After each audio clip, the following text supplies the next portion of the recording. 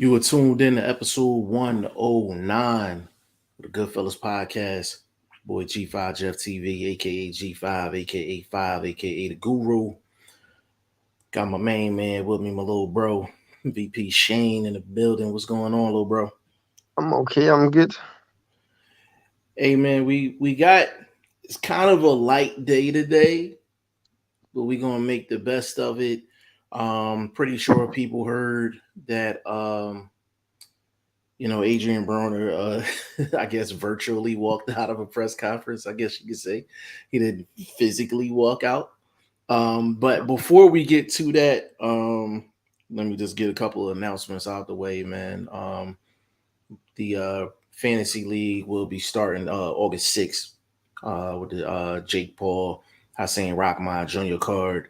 Promo going to start up next week, and we're going to go full steam with that. A lot of new new wrinkles to the third season, man. It's going to be the most exciting one yet, for sure. Thanks to Shane for basically just kind of just being the architect of that, and we're gonna have a lot of fun, and that's really what it comes down to. It's just having fun and fan interaction. So we really looking forward to this. It's kind of been a long time coming, but um Yeah, definitely. yeah, for sure. Big shout out to a couple of people. Big shout out to YSM Sports Media. Big shout out to him. One of the um, hottest media dudes out there. Like he putting in like major work, man, and it's good to see somebody from your own city really like putting on. So big shout out to YSM Sports Media. Big shout out to Ty Finney, man. Big shout out to Ty Finney. He should be stepping in here in a little bit, starting his boxing media journey.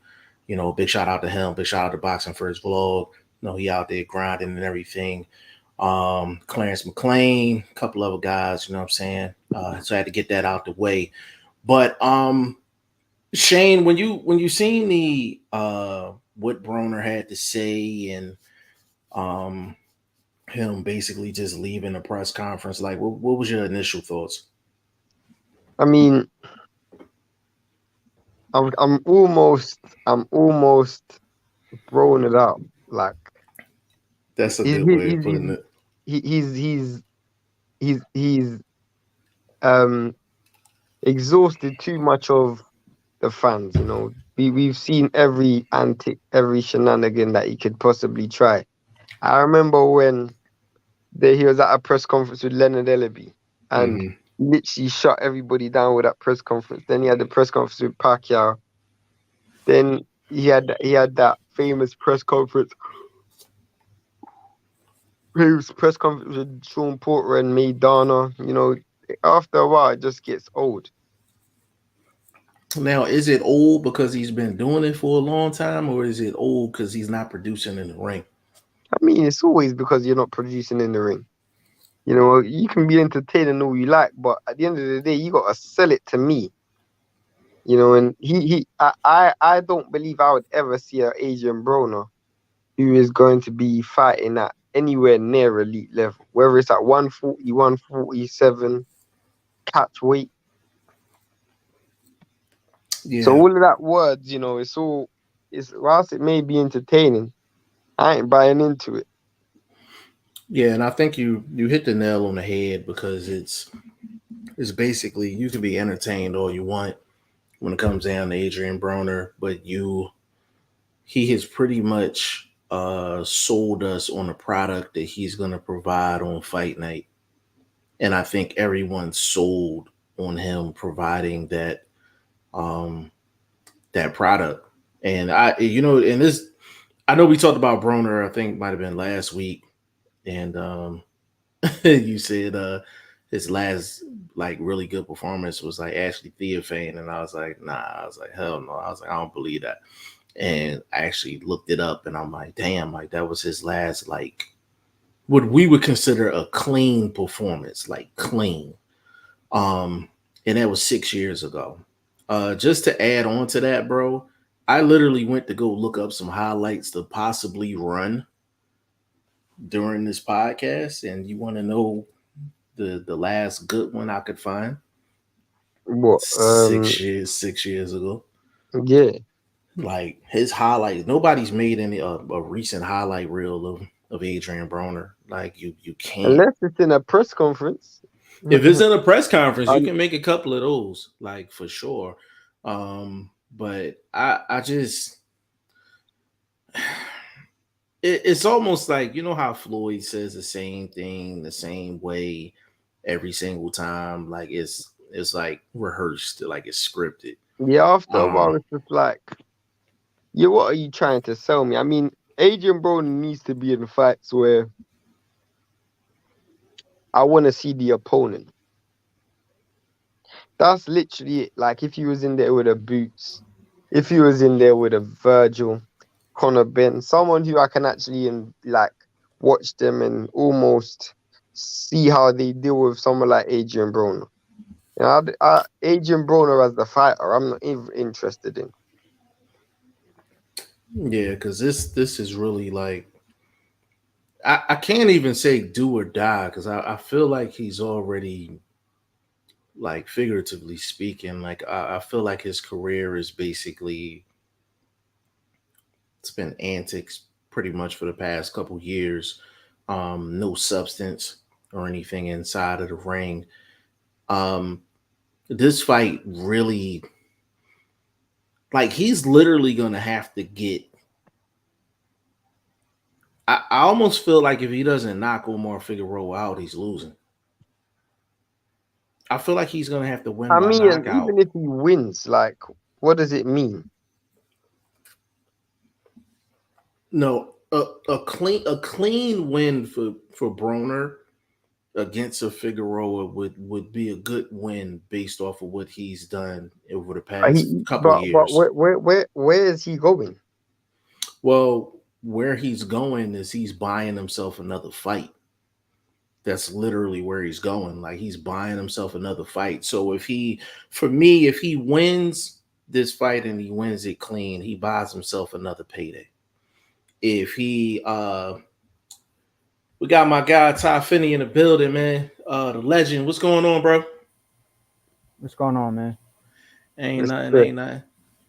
Mm. Um, we's in here talking Hold on a second. talking Broner. Yeah, you good. We's in here talking Broner. Yeah, if he wins this fight against Figueroa and it wins clean, then he just buys himself another fight. If he loses, then he's just a high price journeyman at that point. And I hate saying that. You know, we hate using that J word. We Yeah. hate using that J word, but that's literally what we're looking at. You know, if Broner wins, like, where do you think he's going, Shane? Like, even if he gets a W. I mean, I can't see. I can't see where he's going. I mean, this guy's only obviously fighting for money, but I can't see. Legend, what's your thoughts on Broner and Figueroa? And did you see him walking out of the press conference? You're on mute, Your bro. mic, bro. Mike, No, bro, just unmute yourself on hit the StreamYard. mute button.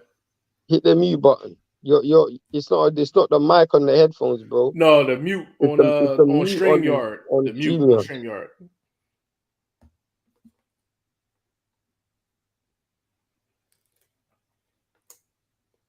Next to your picture. There you Yeah, go. that's it. All right, there we go. Yeah. Yeah. So what you think of Broner and Figueroa and him walking out of his own press conference?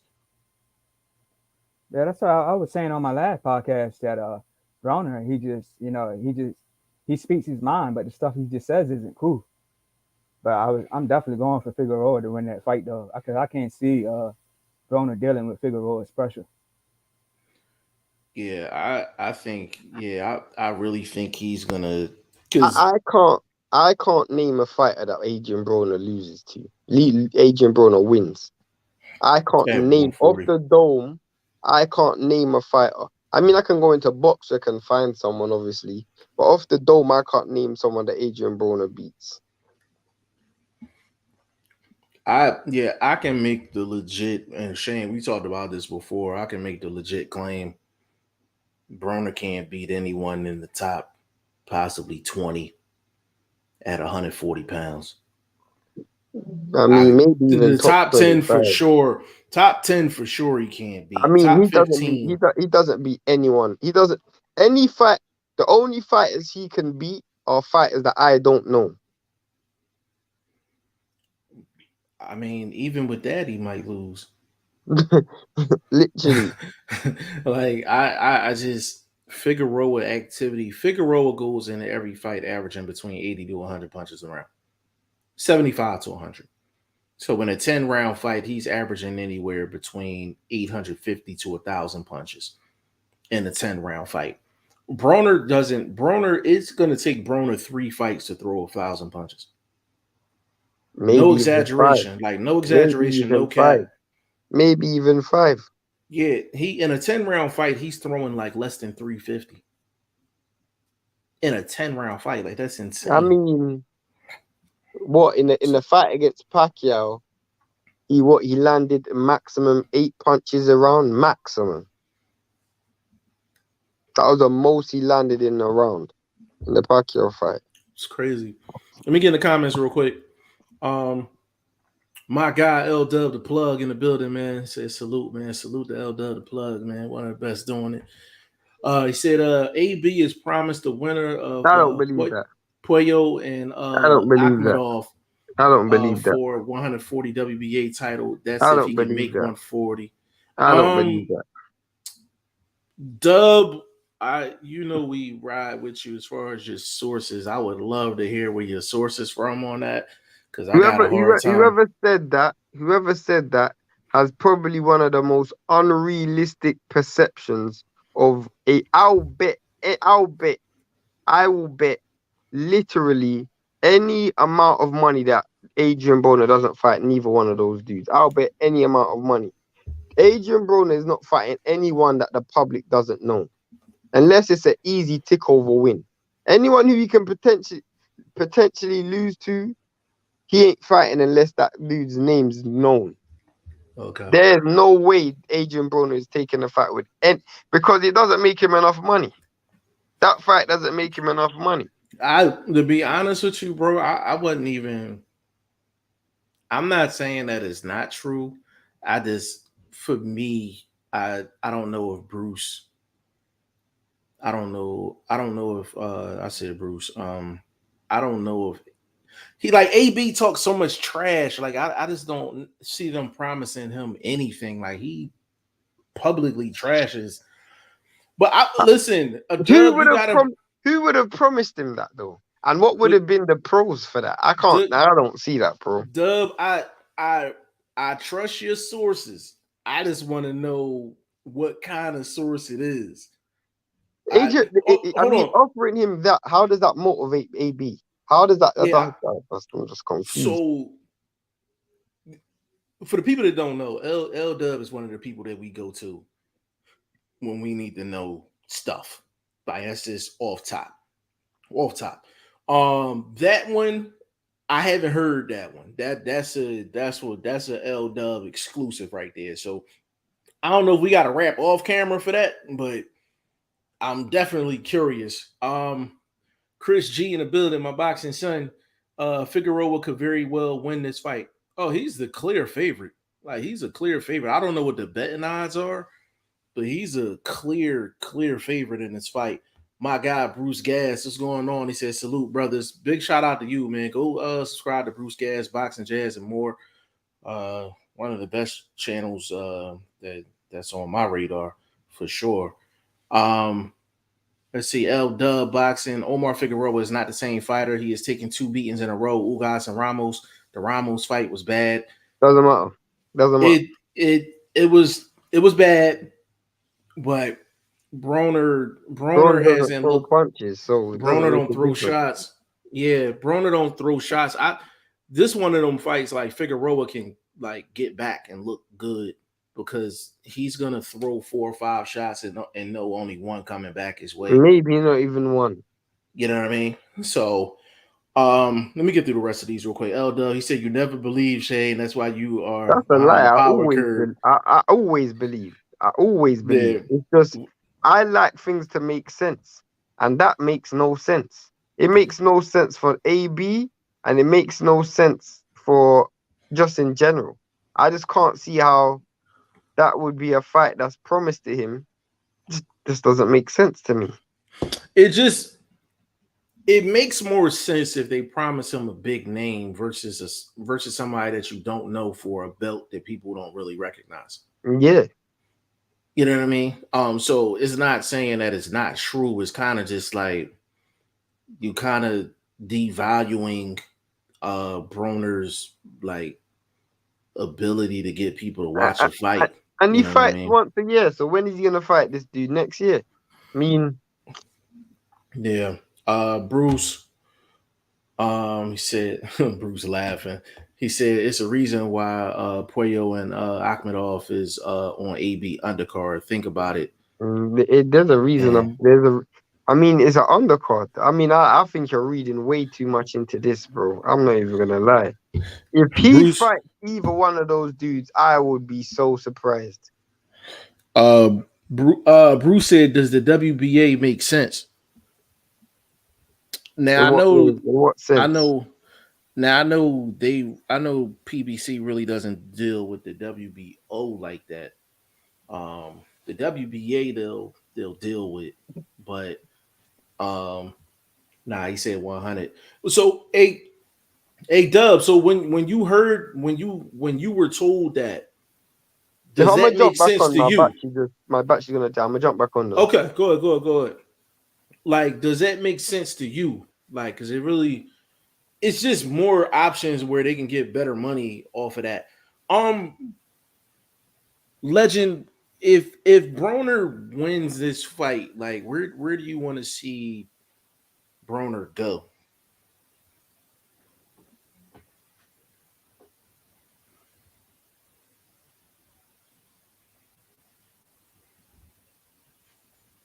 I can't hear you, bro. Check your volume.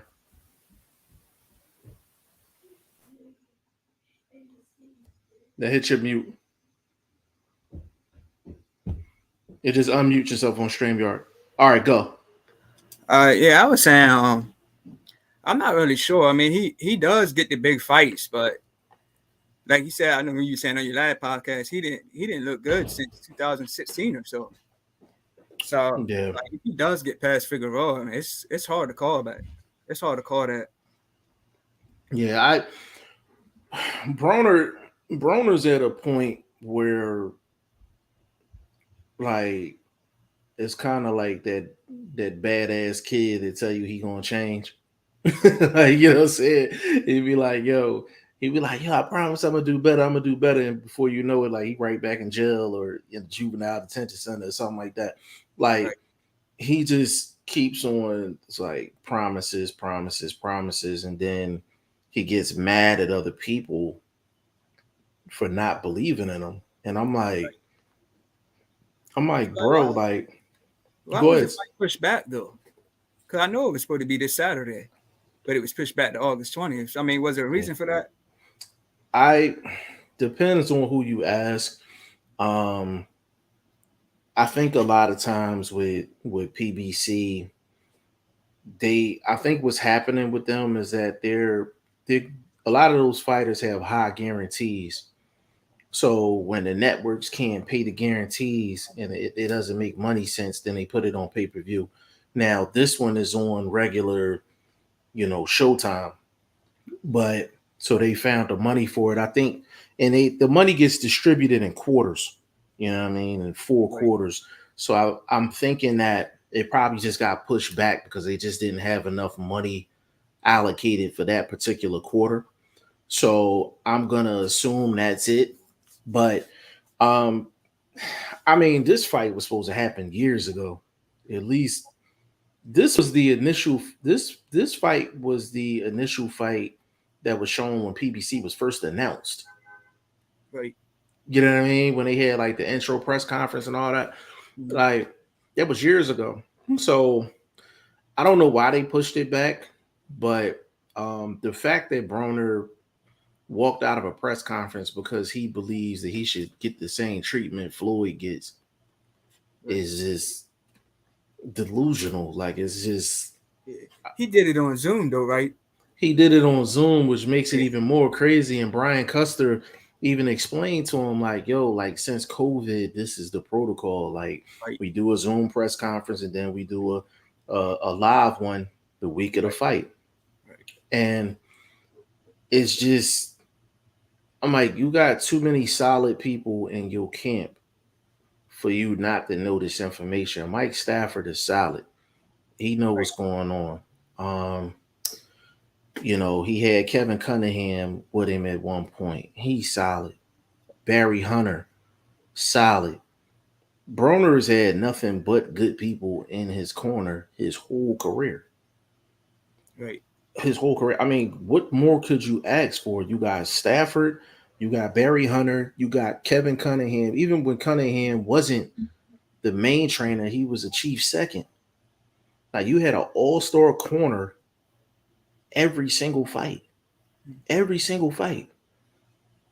You in the top camps, you getting top guys in sparring, you in the Mayweather gym all the time at one point.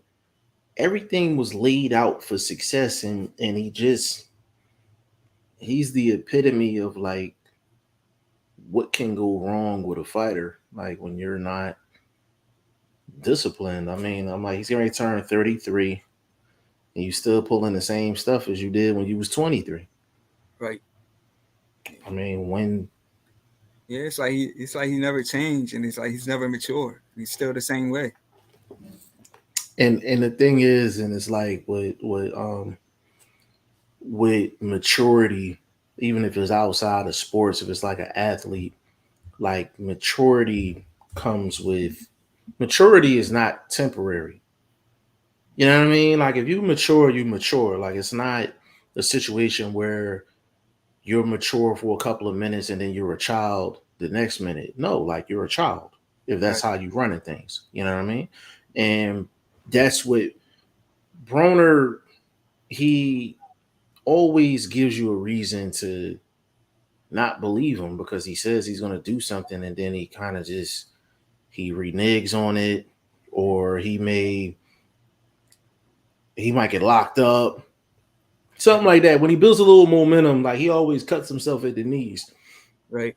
So it's just I don't know what the odds are for this fight, but he's got to be at least a 2 to 3 to 1 dog. Yeah, and I Okay. was saying in my podcast, I'm not comparing Figueroa to McDonough, but he's got a style where he's gonna pressure Broner, and I can't see Broner dealing with that kind of style unless like maybe he fights him in the middle of the ring. But if Figueroa keeps him on the ropes, it's gonna be ugly for Broner. Yeah, and just you're gonna bet against Broner against anybody that has any type of volume. Any fighter that has any type of volume, they're gonna be the favorite against Broner because he's so economical with the shots. But let me get in the comments real quick. Will Stokes, big shout out to you, bro. He said, "What's good, gents? Sorry, I've been missing a lot of these lives, been focusing on my craft a lot more lately, and have a lot less time, but wanted to stop by. Hey, man, we appreciate you, man, and good luck on your journey as well. For the people that don't know, that's the season 2 winner of the Boxing Prediction Fantasy League, and also he's a young fighter as well. So big shout out to Will Stokes. He's very impressed with this fight for Broner to come back to, especially after losing his last fight. Really, also great card so far. Can't wait for Gutierrez versus Garcia. Yeah, that's a solid fight. That's definitely a solid fight. Broner's gonna be in the ring with solid names. Like he's gonna be in the ring with solid names. And I say this all the time. Broner, the last thing Broner can afford to do is take a bad loss against somebody without a name. Like if he's gonna take a loss, he got to take a loss against somebody with a name. You know what I mean? Because then he can make some type of an excuse and then just get lined up for another fight. So Michael Johnson, what's going on? AB, AB about fucking up. Yeah, Broner I, and it seems like I'm like hard on Broner. But the one thing that the thing that pisses me off the most is somebody that has the ability to do something and they choose not to do it because they're doing something to themselves. It's not because they're in a bad situation. It's not because they are, you know, like incapable. Like they are doing something to screw their own momentum up. And he's been doing it for years. Like he's been doing it for years. And it's him. It's him. And it's like, bro, like you've made it clear. And again, Ty, I'm not taking shots at him. This is what Broner has presented to us for years. His weaknesses, temper, women, sex, and liquor. That ain't no recipe for success, especially when you're getting into your 30s. You know what I'm saying? Your volume, bro. There you go. It might be your headphones because you cutting like I can't hear you. There you go. Whatever you just did. Yeah. Right there. Yeah, I'm saying he just been through so much outside of the ring, man. It's hard. It's just hard for him to stay focused. Yeah, and the thing is, like, he thinks he can just turn it on and turn it off. Like he can just go partying and drinking and bullshitting for 3-4 months and Right. then just turn it up for a 6-week camp and he think he fine. Like he done beat his body up so much, not only inside of the ring, but it's that, bro, that alcohol, that sex, women, partying, just, bro, Yeah, it takes a you toll after a while. it takes a toll. The human body is only meant to deal with so much. You know what Right. I'm saying? And Yeah. when you fighting at 140 and you walking around at 185, 190, like you killing yourself. You killing Right. yourself. That's why we haven't seen peak Broner in years, because I'm like, every camp is pretty much a fat camp. Right. It's pretty much a fat camp. And if you watch Broner over the past couple years, Broner hasn't changed as a fighter. He has added no improvements. His punch combinations are still the same. He gets in and out the pocket the same way. He is the exact. You can run a tape of Broner from 10 years ago and run a tape of Broner in his last fight. He looks exactly the same. Yeah. No improvement at all. And in my eyes, no improvement at all. And really, he's getting opportunities that he's getting. And credit to him, just off his name alone. Right. You know what I'm saying? Yeah. Let me get in these comments real quick. Michael said, no, you're not hard. We gave him passes. Too many indicators of him not being an adult. I agree 100%, man. And it's just you hear Broner, but you just don't believe him. Like you just like, yo, like, um, you want to believe him. You want to see him do good. You want to see him maximize his potential. Like, cause when Broner's letting his hands go, he's one of the more dynamic offensive fighters you're gonna find. Right. It's just He he definitely is in never, his zone. yeah. When he's in the zone, he is a beautiful fighter to watch offensively. He is a beautiful fighter to watch. If for the people that need a reminder of when he's kind of let his hands go, Right. back half of the fight against Jesse Vargas from round 5 on. Even if you want to go to the Maidana fight after the knockdown, he won rounds 4 through 8. Right. He won 4 rounds straight, and he was letting them hands go. He was letting them hands go. He didn't care. You know what I'm saying? You take what fight? Ashley Theophane, like he let his hands go in that fight. He was accurate in that fight. So he's shown flashes of it, and when he shows it, he's a beautiful fighter to watch. But it's just something in his brain is like, yo, like this, I'm gonna hit this guy. This guy throws 4 or 5 shots. I'm gonna throw a check left hook, and I'm gonna be cool. Right. Like, no, like you gotta throw fire with fire, you know. Um, but it's frustrating, man. Like it's frustrating to see, man. Bruce said, Bruce, Michael Johnson, Bruce. Um, yeah, Ty, how many if you think Broner's gonna has a chance in this fight, like how many punches would you like to see him throw, like, per round? Like how many punches would you like to see him throw? At least maybe 40. I mean, That's sad, yo. Yeah, You got to beg a fighter to throw 40 punches, man. That's sad, man. That's bad. Like yeah, it's crazy. If Broner's gonna win this fight, and he's gonna win this fight without like knocking down or knocking out Omar Figueroa, he has to throw. He's gonna have to throw like 50 punches around. He's gonna have to land probably at a 40% clip. yeah. If I, he's in the center of the ring, I could see him doing that. But I said if Figueroa got some against the ropes, man, I don't know about that. yeah, because I mean, Broner's been Broner been throwing the same punch combinations for years, man. Jab, one jab, look, another jab, look, wait for his guy to throw, take a half step back, try to throw a check left hook. You know what I'm saying? Like Yeah, it's the same thing, man. Like it's the same thing. You right, know, jab, jab, wait for his guy to throw, check left hook. He been doing it since the beginning of his career. He's never changed up the punch variety or anything. right. Um, you know, it's crazy. Will Stokes, do you guys think Broner has enough left to win the potential Ben fight at 47? There's no way on God's green he beats Conor Ben. There's no way on God's green he beats Conor Ben. And I'm not even saying that because I feel like Conor Ben is like an elite fighter. Conor Ben is young, fresh legs.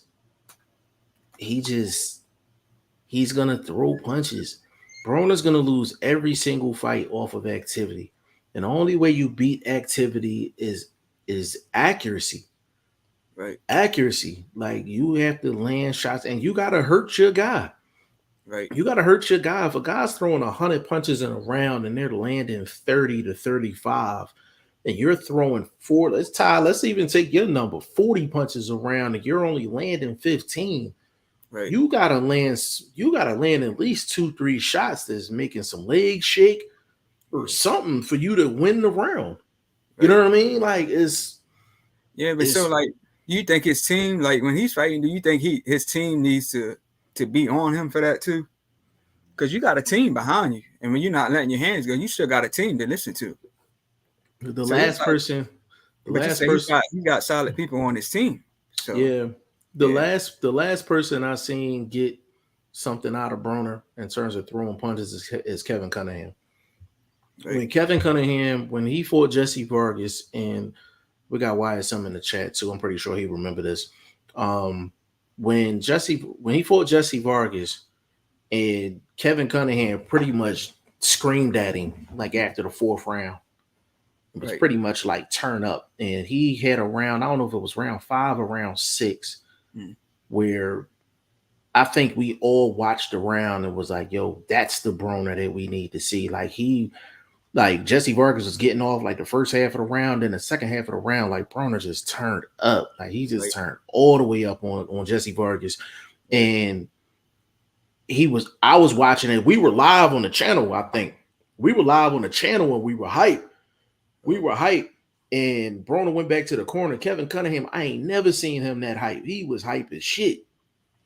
Smacked him in the butt and all that. Like, that's what I'm talking about. right, And it's just hard to see when you see a person that's gifted and they don't use the gift.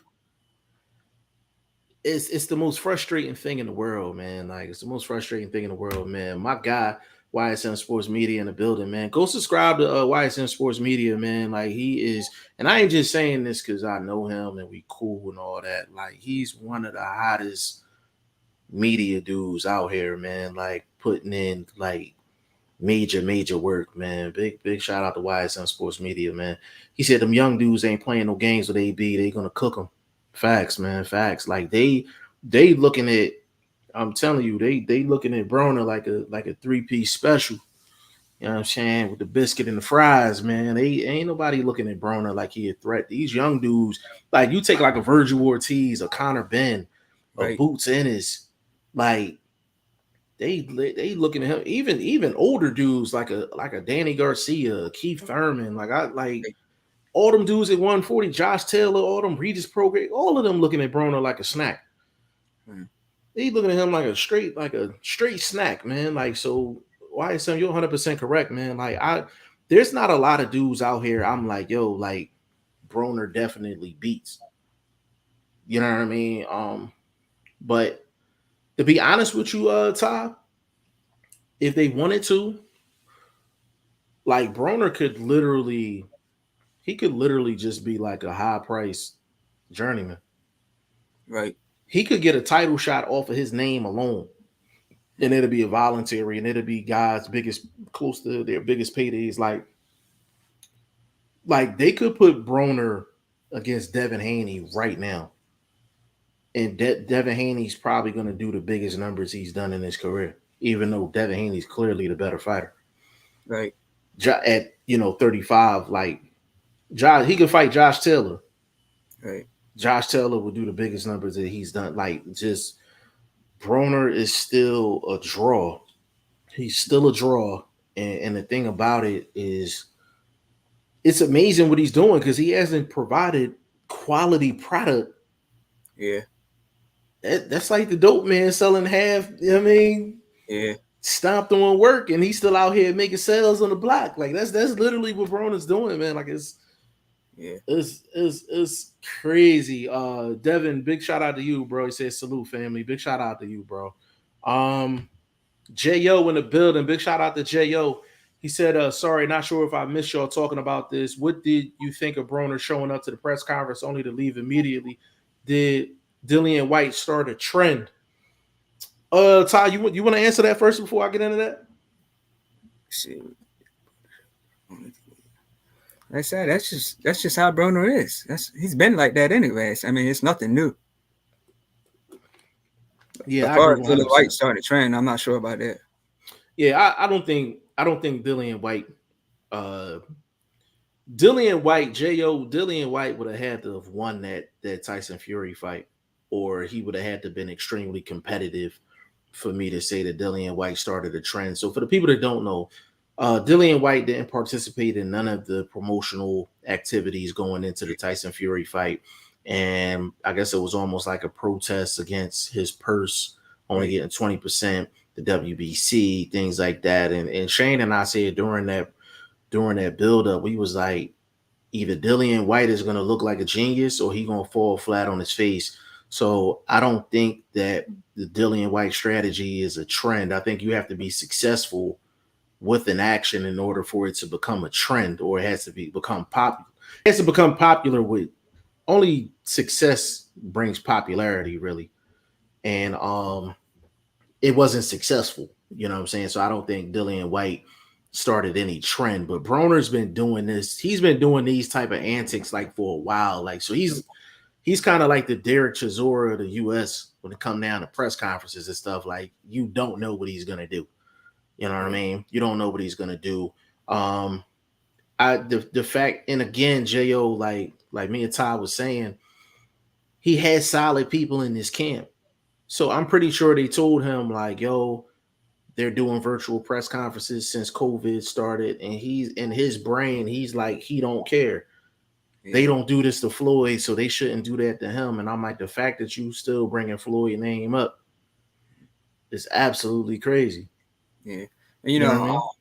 I was saying when he fought Pacquiao and when he fought Vargas, both of those fights he didn't win, but he did a lot of talking at the press conference to Al Bernstein and Leonardo. You know, those are two fights that, you know, he didn't win, and he was basically fussing with the guys that he's not even fighting. You know, you fighting your opponent, you ain't fighting Ellerby, you ain't fighting Al Bernstein. So yeah, and it's just. And I'm like this. I'm like, if you talking and you don't come through, you got to stand. You got to be 10 toes down. You got to stand on what you talked about. Right. And that's another thing. I'm like, you can't get frustrated with people because you haven't put out a good product in 6 years. Yeah. Like, you know what I mean? Like, his best performances has been the back half of the Jesse Vargas fight, right? The Emmanuel Taylor fight, which was the fight before that. Well, I think I'll be honest, I think he did enough to beat. Did he beat Granadas? He beat Granados by a split decision. That fight was kind of shaky. That was close to a 50-50 fight. Like he won, but it wasn't like clean. Right. It wasn't like a clear, like you came out of that fight like, yo, Broner put in work. Right. It was more like Broner survived. You know what I mean? Yeah. So, and the thing is, Broner, to be honest with you, I like Broner. I like Broner. I feel like the game needs guys like Broner. But at the end of the day, when we got to beg you to throw 50 punches in a round, we got to beg you to throw 40 punches in a round. Yeah. Like, we got to beg you to watch you consistently work on offense for a minute straight. That's bad. Like, that's bad. These are all facts. Like, these are all facts. And the fact that he still get people to talk about him and still get people to watch. Yeah, it's like when he fought Porter, I had people down when he fought Porter. I had people down when he fought Mikey Garcia, and of course Madonna. So every time Broner fight, I have a crowd. So I mean, he's still relevant. Just like you say, he just got a lot of work on outside and inside. Yeah. Outside the ring and inside the ring. Yeah, like, because I mean, it's been through so much. It's really just at this point just hard to see him disciplined. Yeah, right? One thing we can do is just wait the fight night and see which Broner shows up against Figueroa. Yeah, so I mean, you have when Broner's been doing the same thing, 23, and now he's 33, and he's doing the exact same thing. I mean, is a small chance he's going to change his ways at 33.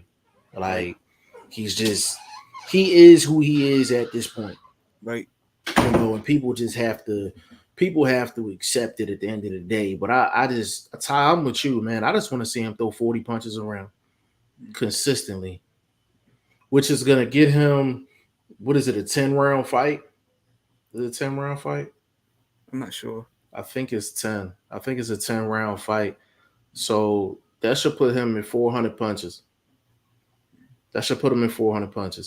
Right. To be honest with you, in order for him to win the fight, he has to throw between 50 to 65 shots around, and he's just not going to do that. Right. He's just not going to do that. Devin, he said AB came out and said he was going to take boxing serious, but he back doing the same stuff. People cut him off for shaking my head. Well, that's the problem with it, Devin. Like Broner, he's inconsistent. He's always been inconsistent. Like he was just getting away with it in the lower weight classes because he was bigger than everybody else. Them same shot, when people be like, yo, he don't let his hands go. He never let his hands go. The only time he let his hands go is when he get his guy hurt. Right. 135 and under, he was so used to hitting guys with 1 or 2 shots and they get hurt. And then he goes on an offensive flurry. Yeah. He goes on an offensive flurry and get his guy up out of there. And then they say he let his hands go. I'm like, if you got your guy hurt, of course you're going to let your hands go. He hurt. Yeah. You know what I mean? He had, what's his name? The guy from TMNT, his name Ashley Theophane. Yeah. That's the last time he looked. It's the last time he looked clean. It's the last time he looked clean, bro. Yeah, real rap. That's the last time he looked like good in a fight. You know what I'm saying? Was the Ashley Theophane fight, and he just and still his most impressive performance was his fight at 135. That still was his most impressive performance, where he literally put it all together for the entire night. You know what I mean? But yeah, I can't remember the guy's name that he stopped. It was probably back in 2012 or something like that. I know it was at a lighter weight though. But he looked real good in that fight. Yeah, and it's like the fact that we have to bring up, that fight. And that's how far back we gotta go. You know what I'm saying? Like we gotta go back like hella far. Like when was that? Antonio DeMarco, that was 2012. That was November 2012, and that's when HBO was still up and running. And that fight was on remember the HBO. guy's name that he stopped, but it was an awesome performance though. Yeah, it was Antonio DeMarco. Yep, that's it. Antonio DeMarco. That was probably his best performance, but that was so long ago now. It was so long ago, but it's like you take that example and you like, Broner, can we get that? Like, you know what I mean? Like, can we get that? And then people be like, oh, well, you know, after the Mike Donner fight, he didn't want to get hit. And I'm like, the worst thing you could take is a sustained ass whooping. Right. But people don't talk about it. I'm like, he won. He got knocked down in the second round. Right. Survived that round. He survived the third round. He won 4, 5, 6, and 7 and looked impressive doing it. He was only like a point or two behind. He was only like a point or two. It was almost even going into the 8th round, and I think he got knocked down again, and then it just went downhill from there. He definitely fought back with Madonna, man. He fought back. Even though he took a whipping, he definitely let his hands go in that fight. But he fought back, man. That's when he got shot and let his hands go. Yeah, for sure. Big shout out to my guy Tree James. He said, "I'm not paying for 40 punches a round. I'm going to sleep on them." Bro, there's heavyweights that throw more than 40 punches around. And you know, the heavier the weight is, the less punches you're going to see. Guys is 140, 147, 135. You should be in the 60s or 70s per round. You know what I'm saying? So I just, Broner he doesn't put his best foot forward for him to win, you know, just to win, like, period. In order, if you're on a basketball court, like, yo, like, you got to shoot. You gotta win by score. You gotta shoot. Right. You gotta shoot. I'm like, how you gonna bet on somebody winning in basketball if they don't shoot? Right. You'd be the best defensive fighter in the world, but if you ain't landing nothing, what does it mean? It don't mean anything at the end of the day, but that's 100% facts. J.O. said, when I watched the Paulie Malignaggi fight, I thought Broner won, but Paulie Vaya made that fight interesting. One judge thought he won 115, 113. So that was another fight, J.O., where Broner went into the fight and his accuracy, Broner is extremely accurate when he's on. So he lands about 40% of his shots, but Paulie throws so light that Broner was able to get away with that strategy, like throwing 30 punches around where Paulie's throwing like 80. So that's kind of like if Ty is fighting this little 10-year-old cousin or something, and his 10-year-old cousin throwing 50 shots at him, and Ty throw about 5 swats and he go flying somewhere, like, of course you're going to give it to Ty because he had the more effective shots. You know what I'm saying? And that's kind of what it was with Broner and Paulie, you know. But yeah, that was J.O. That was one of the fights where it was just like, damn, if Paulie could do that, I know I could do that. So people don't even go into a fight and strategize against Broner. Right. If you notice, there's no strategy to beating Broner. It's just a blueprint. Yeah. Just throw punches. That's it. It don't matter how you throw them, when you throw them, what speed, it doesn't matter. Just go in there and throw punches and you're going to win the fight. Right. Yeah.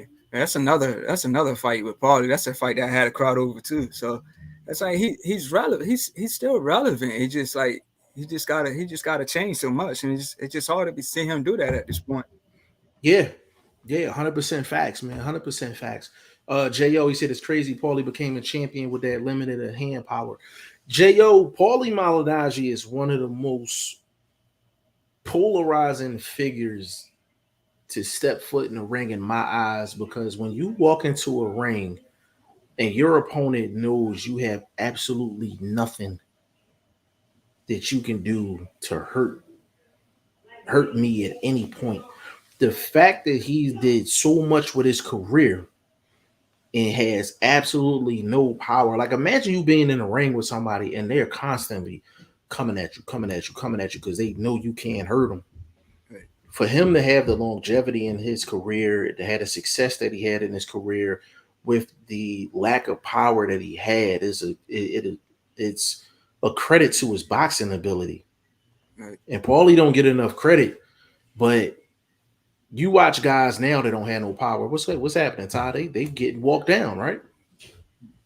They getting walked down. You know what I mean? So Yeah, I credit met to Paulie Paulie. in Jersey too. Paulie cool people. Yeah, I met People. Paulie in Jersey. I think Paulie was probably one of the first famous fighters I met. Yeah, Paulie, and I met Paulie before. Paulie solid. You know, as far as I'm concerned, I know he had like some controversial comments, things like that. But I'm like, Yeah. people gonna say things like it is what it is. I'd rather chop it up with somebody and have a real conversation with them, a one-on-one, and really see where they at. Anybody can slip up on camera, you know what I'm saying? But he got a good reputation in terms of just He's a boxing hell of a knowledge and things commentator, like man. that. Yeah, he's a hell of a commentator. I don't think Showtime should have let him go. I think, to be honest with you, if they had too much heat on him over something that he said, they maybe could have gave him some paid leave or something like that. And you know how I go, Ty. Like, you know, something controversial happens. You sit somebody down for a couple of months, people gonna forget about it. Right. You know what I mean? Devin said, "Hey family, what's your take on? Do you feel that Maidana fight took a lot of AB mentally?" Ty, you want to answer that one first before I get to that? Yeah, of course. But like I said, ever since that Madonna fight, that's when he been shot and let his hands go. But it's funny because he threw so many punches back at McDonough. But it's like after that fight, his punch output just went down. Even in the Porter fight, he was doing good against Porter. You know, he even got a knockdown against Porter, but he still just doesn't let his hands go like he should. I would say after the so the thing with the Maidana fight, I think people be like, well, Maidana put the pause on him, like, and he just stopped letting his hands go. Mm-hmm. I think people don't look at this, but I think him actually just losing is what actually killed him. Like, you gotta think about it, Mike. Like, Broner wasn't even supposed to fight Maidana. Sean was supposed to fight Maidana. Sean Porter was supposed to fight Maidana. And I'm pretty sure some people may not even remember that. But yeah, Paulie, he went up from 35 to 47. So he beat DeMarco. He goes up, he fights Paulie. He wins a belt against Paulie. He's a champion at 147 pounds. Maidana was set for the fight. Sean Porter was supposed to take the fight. Kenny Porter actually talked to Broner and said, "Yo, like that's our fight. Let us take care of Maidana. You go in a different direction that's more, favorable. Maidana's a killer. We feel like we can handle Maidana." Broner was so much on his high horse, which I don't blame him at the time. He said, "Nah, fuck that. I'm taking Maidana." Right. And that's what happened. I feel the fact that he came off his high horse, people were talking about, at that time, people was talking, was Broner going to be the next Floyd? And not even in terms of being a better fighter, but just that attraction. Mm-hmm. For him to go down from there to now nobody's talking about you, I think him not being in the spotlight, him not being in the limelight, him not being able to do the same things as he did in the past, I think that is what got him. And yes, Maidana putting that performance on affected him as a fighter, but you go look at the Emmanuel Taylor fight. You look at the Emmanuel Taylor fight, that was after the Maidana fight. Broner let his hands go in that fight. Right. Yeah, he knocked him down too, I believe, in the last round. Yeah, he knocked him down in the last round too on a beautiful combination. So he's shown flashes of letting his hands go after Maidana. Right. It's the fact that once he, in his brain, he modeled his whole career after Floyd. Once the loss happened, it wasn't even a type of loss. It was the loss happened, and it's been constantly here. Because even when he was on his game and he was getting victories, they were on a smaller stage. Right. The Manuel Taylor fight, that was in his hometown. Other fights was in remote places. He wasn't in Vegas with the big lights and in Texas with the big crowd and all that. I think that had just as much of an effect on him as Maidana actually putting his hands on him. Because that's Right. not the first time Broner has caught hands. Mhm. Like, he's been beat up before, like in sparring and stuff like that. Like, this is not the first time he's had hands put on him. Mhm. Like, Broner got heart. He got a chin. He a tough dude. He a Yeah. tough dude. We not questioning that. Definitely got a chin. One of the best chins in the game. Yeah. Nobody's debating that at all. But to answer your question, Devin, I do think the Maidana fight took a lot out of AB mentally. It's just, do you believe it was because he got knocked down twice, or do you believe it's because of the loss? Period. Jo said, "Yep, just stay busy." That's the blueprint for Broner. That's not even a blueprint. It's just a strategy. Just you know what I mean? Just stay busy. YS7 said Paulie got fired because he wouldn't apologize. Yeah, I think they wanted him to apologize, and I think they wanted him to apologize like publicly on that, and he didn't do it. So they let him go. Me personally, I still think he's a great announcer. Did I agree with what he said? No.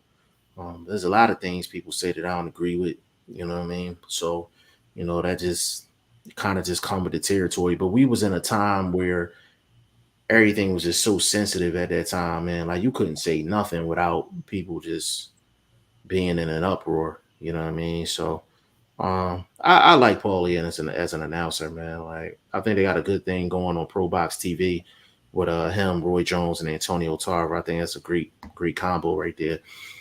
Jo, I was having this debate the other day. If you had to put only one in the Hall of Fame, who would it be, Broner or Sean Porter? Mm. Neither one of them belong in the Hall of Fame, me personally. But if I had to choose, ooh, damn. I would say Porter. You would say Porter? Yeah, it was Porter. Yeah, Porter's way more dedicated. Is there a none of the above in that question? Like, I don't like neither one of them in the Hall. If I had to choose, like, gun in my head, damn, that's hard, yo. Because Broner technically is a 4-weight world champion, technically, but nobody really respects it. Ooh, damn. I might have to go with none of the above, man. But I like Sean Porter more than Broner because Sean Porter, like Ty said, he's more dedicated to the craft. Right. Let's see. Jo said facts. I feel him getting knocked down, then losing took a lot of his confidence too. Do you agree? Yeah, I think it was a combination of both. Because if he would have lost like a close decision or he felt like he'd have got robbed, I think he'd have ran it back, got a victory, and then he'd have just been back on his shit. But the fact that he got clearly beat and he got knocked down twice, and he got embarrassed. He got embarrassed in that fight. Like, that wasn't supposed to happen to Broner in his world. And then when he left, everybody was throwing everything at him. Yeah, like it's just, it was embarrassing. I think it was the loss and the embarrassment. If I had to pick, I would say the fight being grueling was last on the list in terms of how much it affected him mentally. Because I still think, like I said, I think he's a tough guy. I think he's got a hell of a chin. Like, he's a fighter. Like, at heart, I think he's a fighter. It's just something is the switch is going off. It's been off for a while. Right. You know what I mean? Jo said Maidana said Broner was the hardest puncher he faced. Yeah, Broner can crack. Broner got smoke in them hands. Like, listen, Jo, Broner is quick. He's fast. He's accurate. He got everything you need to be a dynamic offensive fighter. and he just he keeps his hands in his pocket. He keeps his hands in his pocket. And just he didn't get caught with Maidana because he was letting his hands go and he got caught with a shot in between. No. He just got caught with a great shot by Maidana. He faked the shot to the body and came over the top. And then he hit the second knockdown. He hit him with a chopping shot, leaving out the pocket. And it was such an awkward shot. That's Maidana's one of the few guys in the world that's going to throw a shot like that, where he's literally throwing a shot and it's coming downward. The only other person I know that throws shots like that is Triple G, where they're literally throwing shots at an angle and it's coming downward. So when it's hitting, the pressure's going down. Right. You're getting hit, that power and that pressure's going down. A lot of times when you're getting hit with regular shots, your power's going this and this, or it's going up to your brain, but that pressure's coming down. Like, so it was affecting your whole body. Yeah. You know, so like that against Florida in the first fight. Facts. That's what makes Maidana so difficult. So it wasn't the fact that Broner, yes, he left out the pocket both times with his hands down, basically. But he just got caught with great shots, great unorthodox shots. Sometimes you just got to give it up to the opponent. Like, you can't prepare for that. Floyd was having trouble with Chino. Right. Floyd was having trouble with Chino. Like, you know what I'm saying? He had trouble with him early in the first fight, but of course the rematch figured him out. Change it up. I mean, rematch, he made it look easy. Yeah, I will bet on Floyd in a rematch against anybody in the world. Right. Because his ability to adapt and he does homework, is unmatched. You know what I mean? J.O. laughing. Yeah, I don't think neither one of them, Sean nor Broner, is gonna get a Hall of Fame slot. For Sean, and it's no hate at all. Like, I'm a fan of both of them. Off top, I can't give it to Broner just because Sean beat him head to head. That's number one.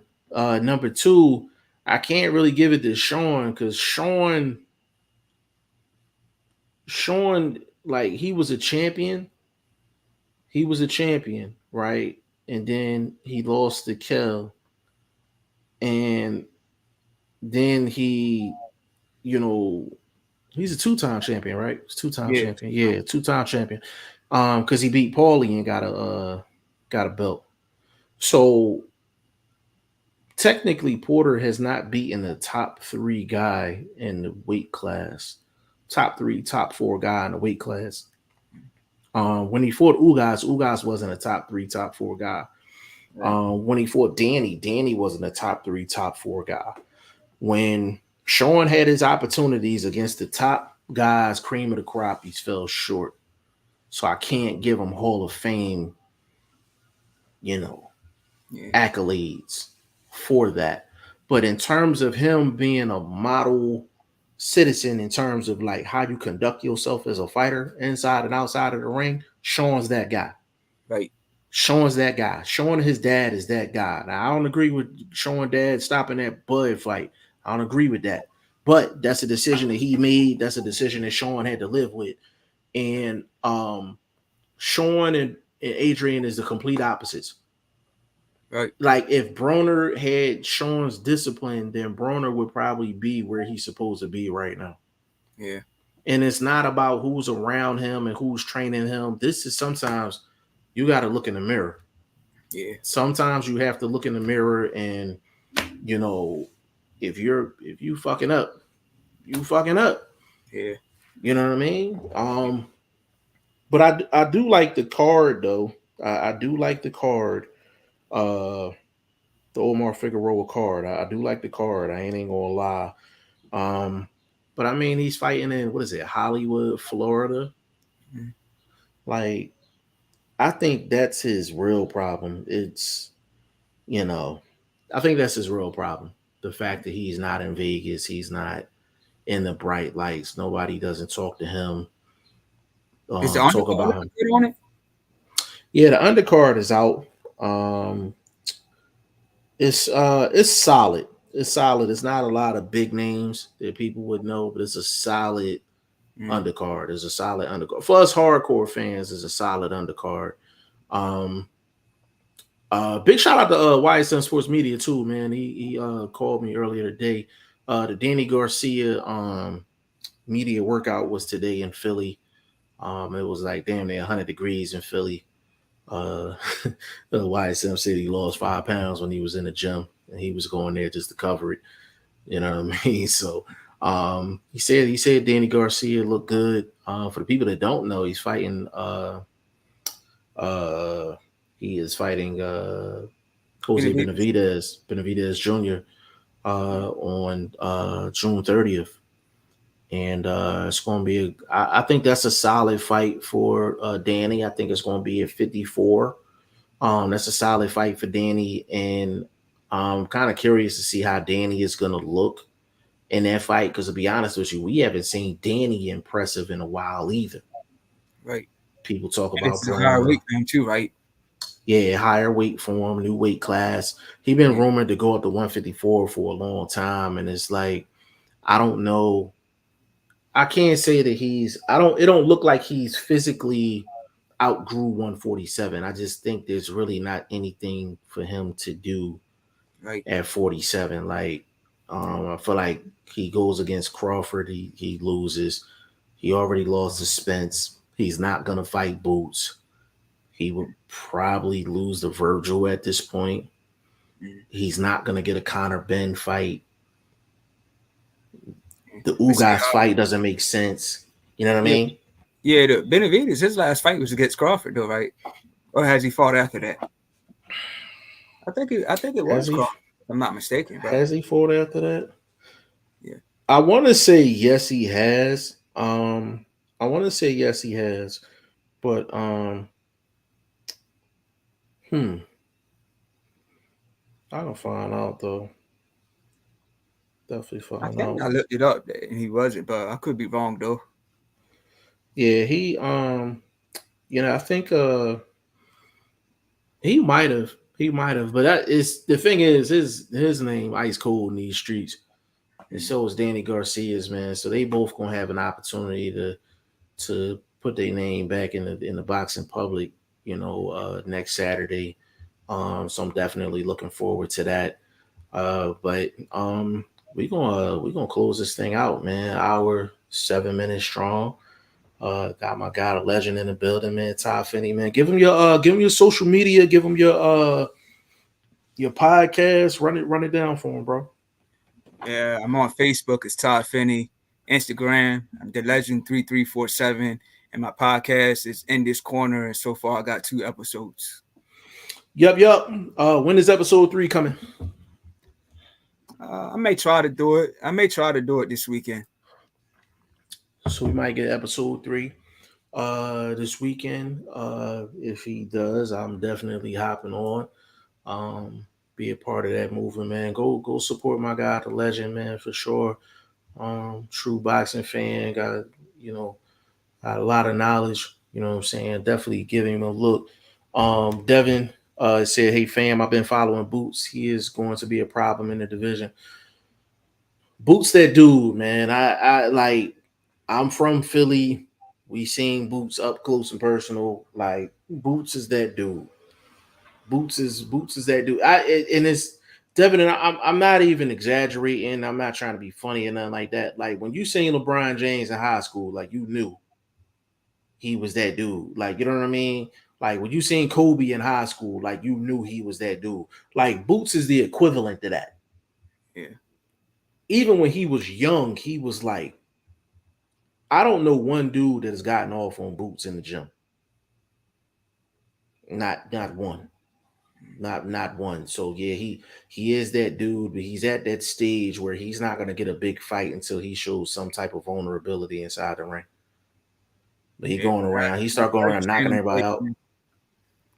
To everybody that doesn't know, it's a pleasure seeing him fight live on the Clarissa Shields undercard. Good experience. It's a problem. Like, he's a problem. We seen him like in the gym, and just and Devin. The thing about Boots that make him so impressive is like he's a true professional. Like, he's a true professional. Like, he literally is in the gym every day. Literally, if he's not working on his own craft, he's working with other people. helping other fighters get better. He's always in shape. Big shout out to his strength and conditioning coach, Rob Acosta, one of the best strength and conditioning coaches in the business. Bozy Ennis for raising that young man correctly and training him correctly. Even Boots and his brothers can fight. They get busy. You know what I mean? They get busy. So big shout out to that whole gym, man. It's one of the best gyms in the country. The Bozy Ennis gym, for sure. Devin said, yes, sir, Boots that guy. Yeah, like Boots that dude. And the thing is, he's going to be a champion at 47. It's probably going to be a vacant belt because Spence is not going to fight him. Bud is not going to fight him. At the end of the day, they're going to fight, and both guys is probably going to move up. So if Bud beats Spence, then Bud probably fights Charlo for all the marbles at 54. If Spence wins, he probably goes up to 54 and fights maybe a couple of guys at 54. But neither one of them are going to stick around at 47. Them belts are going to get dropped, and Boots is going to get one of those straps. And he's probably going to be making a bunch of defenses, with one strap because nobody's going to want to unify with him. They're literally going to have to overpay people for them to fight Boots. Like, that's how bad of a man that is. And Ty seeing him live. And Ty, how was that experience for you, Ty? It was good, man. It was definitely good. Man. He put a whooping on the dude. I don't know the opponent's name, but he put a whooping on that dude, man. And the crowd was going crazy for him, man. Yeah, he put a whooping on that dude. And that's what we want to see from our fighters that are gifted offensively. Like, showcase your offensive skill. Like, but that's the frustrating thing. Just bringing it back to Broner. Like, that's the frustrating thing about Broner because he's capable of putting hands on a lot of people in this game, and he just chooses not to. And and then you can't even talk to him about it because he's just gonna get frustrated and get the cursing and all that. I'm like, don't curse at me, nigga. Curse at yourself. You know what I'm saying? But not throw no punches. You know what I mean? But we're gonna see what Broner does on August 20th. Despite everything I said, man, the game would be a lot better if Broner looks good. The game would be a lot better if Broner looks good because you can match Broner up about 10, 15 guys.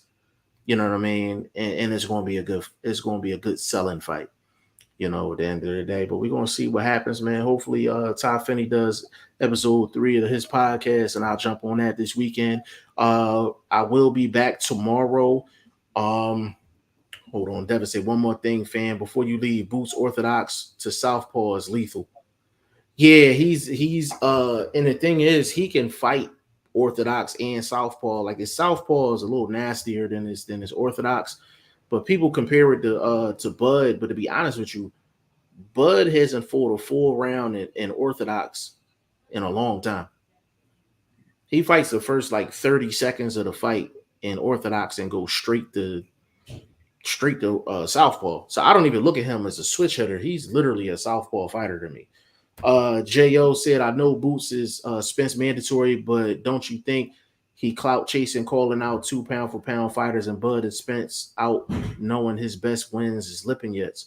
Well, J.O., that's what he's supposed to do. And I feel like when you had a mandatory status, then, that's what you're supposed to do. You're supposed to call out the guy that you're the mandatory for.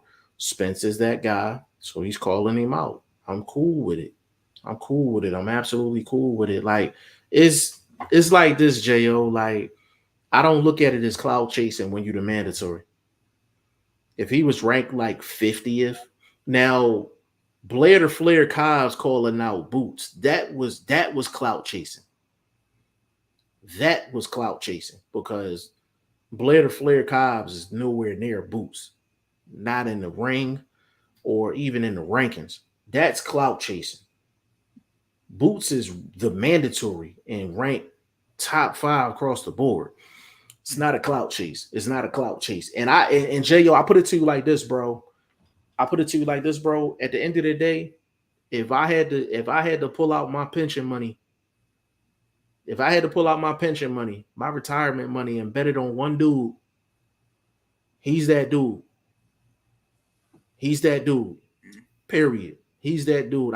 And just be honest with you, bro. Some people may look at it as clout chasing, but if Boots fights Spence, it's a 50-50 fight. If Boots fights Bud, it's a 50-50 fight. What mandatory have you seen in the past 20 years where you could say that he's in a 50-50 fight against the top 2 guys in the sport, and they're ranked in the top 5 pound for pound. And they don't want to see him. Period. They do not want to see him. So it's definitely not a clout chase because he's the mandatory. He's due for a title shot. So when you do for a title shot, you're supposed to call out the champion. So I don't have a problem with that at all. J.O., he said, great show, man. Hey, man, we appreciate you, good brother. Devin said, great show. Be back tomorrow, family. Hey, man, we appreciate that, man. Ty, I don't know if you're busy tomorrow, but, you know, if you got time, definitely pull up on us for sure. He said, ooh, I like that. J.O., I wish we could make Blair to Flair Cos versus Rolly. Yo, guys that like to talk, so make 2 it happen. guys that can talk. Yeah, the press conference would be crazy. Yo, the press conference would be crazy, and then it wouldn't be a bad fight neither because both of them are flawed. Both of them are flawed fighters, man. I like that matchup. I ain't even gonna front, yo. I like if that was like in like Atlantic City or something, like I would go there to actually see that. Like that's an interesting fight, man. I know they talking about Rolly and like Frank Martin and all of that, but Rolly's a character, man, but he got cracks though. He got cracks. That's an interesting fight, man. It's 2 different weight classes, but that's an interesting fight, for sure. But big shout out to VP Shane, for jumping in. Big shout out to Boxing First Vlog, YSM Sports Media. Devin said, "LOL, that would be a crazy press conference right there." Yeah, that's what Todd just said, man. Like, yeah, that press conference would be insane, man, because you don't know what the hell Rolly be talking about. Right. Like, I be listening to Rolly, I be like, what? Like, he just be out of control, man. And then Blair, like, he literally embodies like the Ric Flair thing. Like, he talks like Ric Flair, acts like Ric Flair. It'll be a comedy show, man. It'll be a straight comedy show, man. And when you see the fighter probably just be trash. Like, it's like no real skill at all, just trash. Just, you know what I mean? But I would pay just for the press conference, man. That press conference would probably be epic. You know what I mean? But listen, man, on behalf of Ty Finney, aka the legend, VP Shane, Boxing First Vlog, and your boy G5 Jet TV, aka G5, aka 5, aka the Guru. On behalf of the staff, we will be back tomorrow chopping it up. See y'all tomorrow.